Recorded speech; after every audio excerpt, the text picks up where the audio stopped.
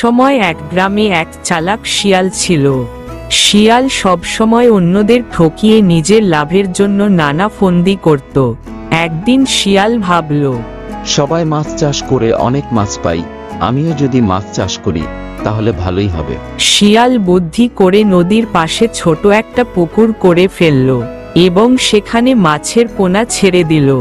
শিয়াল ভাবল, মাছগুলো বড় হয়ে গেলে শিয়াল একাই সব মাছ খেয়ে ফেলবে। কিন্তু মাছের যত্ন নেওয়া, খাবার দেওয়া এই সব শিয়াল কিছুই জানত না। তাই শিয়াল শুধু মাছগুলোকে একা ফেলে রেখে দিল এবং মাঝে মাঝে এসে দেখে যেত।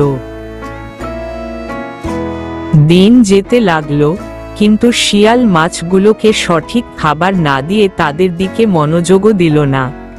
একদিন পুকুরে এসে শিয়াল দেখল বেশিরভাগ মাছই মারা গেছে, আর কিছু মাছ ছোটই আছে।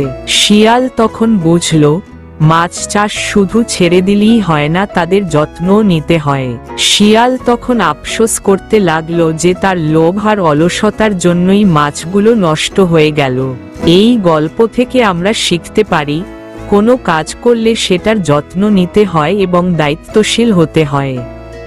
আমাদের চ্যানেলটিতে সবার আগে নতুন কার্টুন দেখার জন্য সাবস্ক্রাইব করুন।